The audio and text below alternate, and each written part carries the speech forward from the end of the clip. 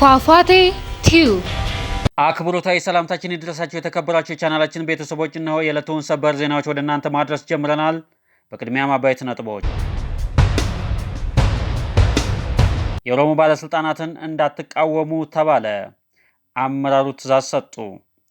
የአማራ ክልል የግዛት መበታተን አደጋ ተጋርጦበታል ተባለ። የአማራ ክልል የግዛት መበታተንና የፖለቲካ ትርምስ ክስተቶች ጋር ተፋጧል። ክልሉ አደጋ ውስጥ ነው። ራያ አላማጣ አስደንጋጭ ነገር ተፈጥሯል። በራያ አዘቦ ወረባ ጣቢያ ራያ አላማጣ ጋርጀሌ በታች ኦና ላይ ምን ተፈጠረ? እንመለስበታለን። ኤርትራ ወደ ትግራይ ጦርነት በቀጥታ ገባለሁ አለች። የኤርትራ ሮኬቶች በሸረሪና ተገኙ። ድብቅ የመሳሪያ ዲፖ ተገኝቷል። አዲስ አበባ ላይ ጥቃት እንዲሰነዘር ለታጣቂዎች ትዕዛዝ ተላለፈ። የአዲስ አበባ ሕዝብ ይጠንቀቅ ተባለ።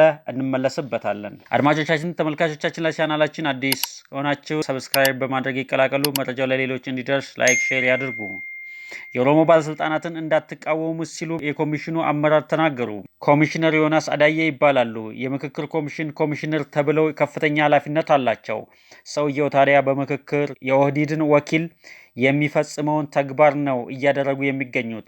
በአዲስ አበባ ጉዳይ ውይይት ሲደረግ እየዞረ ለተሳታፊዎቹ ይህን የመንግስት አቋም ነው ተቀበሉት እና በሌሎች ጉዳዮች ብትከራከሩ ይሻላል እያለ በይፋ የኦህዴድን ሀሳብ ለማጽደቅ እየሰራ ይገኛል ተባለ። በተጨማሪም በተለያዩ ቡድኖች የተመደቡ የኦሮሞ ባለስልጣናት የኦነግና ሌሎች አመራሮች የተመደቡበትን ቡድን ትተው በህገወጥ መንገድ የአዲስ አበባ ጉዳይ ላይ ወደሚወያየው ቡድን ሲገቡ ተሳታፊዎች ቅሬታ እንዳያቀርቡ ተከላክለዋል። ተሳታፊዎች ለምን ከሌላ ቡድን ይመጣሉ ብለው ሲጠይቁ እነዚህ ባለስልጣናት ናቸው መቃወም የለባችሁም እያሉ የኦህዴድን ነውረኛ አካሄድ በተቋም ወይም በምክክር ኮሚሽን ስም እየደገፉ ይገኛሉ ተባለ። የኦህዴድን በምክክር ስም ሁሉን የመጠቅለል አካሄድ በማገዝ ረገድ የሚገኘው ኮሚሽኑ ነው እየተባለ ይገኛል።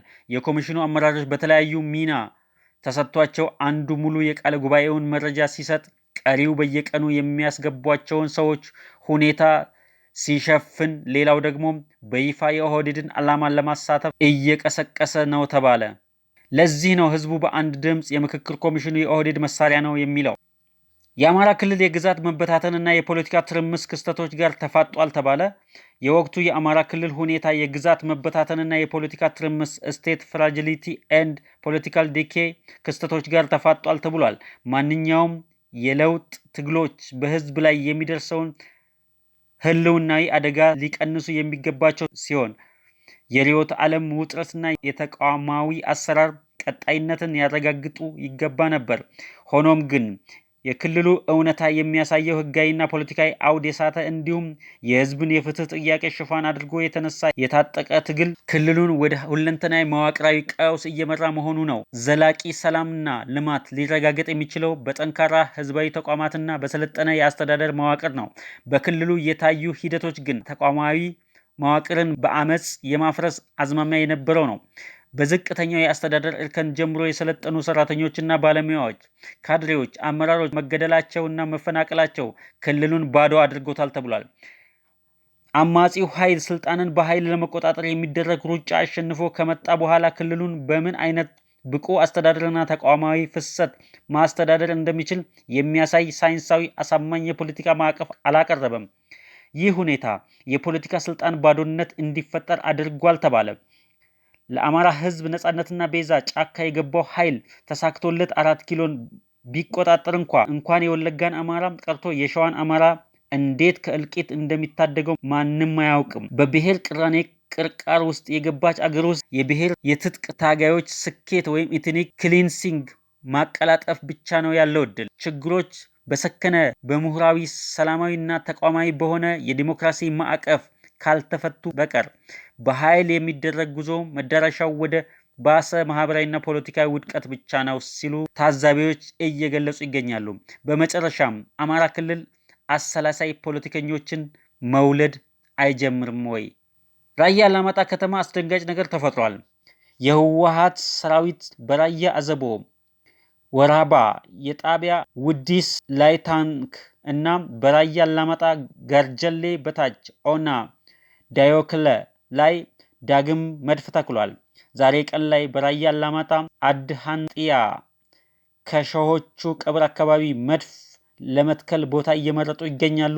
ሌላው በተጨማሪ የአርሚ 15 የሆኑ ሁለት ኮሮች ኮር 151 እና ኮር 153 ትናንትና ማታ እና ዛሬ ከትግራይ ሳምረ ወረዳ ተነስተው ወደ ዳላ ሰለዋ፣ አዲሾ እና አይባ አርፈው የነበሩ ሲሆን አሁን በዚህ ሰዓት ላይ ደግሞ በመቀሌ ዩኒቨርሲቲ ባሳና በመሶቦ ሲሚንቶ ተሳቢ መኪና ተጭነው ወደ ራያ ኮረም ከተማ በመጓዝ ላይ ናቸው።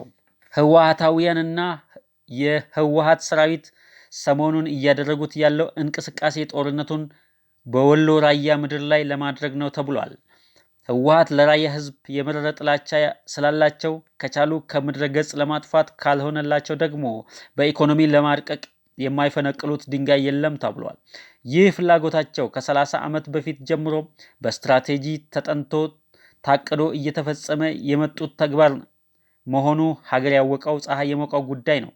ራያ ወሎን የጦርነት አውድማ ማድረግ ማለት የራያ ህዝብ ሀብት ለመጨፍጨፍና ለማስጨፍጨፍ ተራሮች ወደ ምድረ በዳነት ለመቀየር ነው በማለት አስተያየት ሰጪዎች ይገልጻሉ። ይህ እንዳይሆን ህዝቡ መረጃ መለዋወጥ ራሱን መጠበቅ አለበት እንላለን። ኤርትራ ወደ ትግራይ ጦርነት በቀጥታ እገባለሁ አለች። በሸረሪና ውጊያ በመከላከያ ሰራዊት ከህወሓት ታጣቂዎች ነጥቆ በተቆጣጠረው የመሳሪያ ዲፖ የተከማቸው ከ31 በላይ ከባድ መኪና የተጫኑ ሮኬቶች፣ ከባድ መሳሪያዎች መማረኩ ተገለጸ። የፌዴራል መንግስት ለትግራይ ክልል የመንግስት ሰራተኞች ደሞዝ እየላከ መሆኑን በተጨማሪነት ገልጸዋል። በሰሜኑ ውጥረት ዙሪያ የተሰጠ አዳዲስ መረጃዎችን እናጋራለን። ኤርትራ ወደ ጦርነቱ ለመግባት ማረጋገጫ ሰጥታለች። ከሻቢያ ጋር ጥብቅ ቁርኝት እንዳላቸው የሚነገርላቸው የትህነግ መስራች ከሆኑት አንዱ ኢንጂነር ግደይ ዝርአጽዮን በጋራ መድረክ ስብሰባ ላይ አስታወቁ። በሱዳን የሚንቀሳቀሰው አርሚ 7 በሸረሪና ግንባር አከማችቶት የነበረው የመሳሪያ ዲፖ ተይዟል።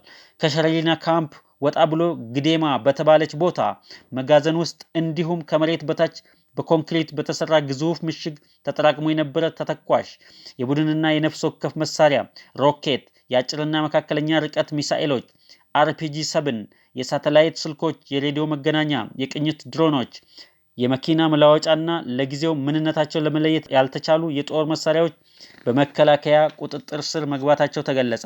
እንደ ወታደራዊ ምንጮቹ ገለጻ ከሆነ በትናንትናው ዕለት ብቻ ከሸረሪና እስከ ግዴማ ካምፕ 31 ከባድ ተሽከርካሪዎች ከአርሚ 7 የተማረኩ የተለያዩ ትጥቆች ወደ ሁመራና ዳንሻ ከተማ ተጓጉዘዋል። ለዚህ ዲፖ መገኘት የተማረኩት የአርሚ 7 ታጣቂዎች የሰጧቸው መረጃዎች አስተዋጽኦ አድርገዋል ተብሏል።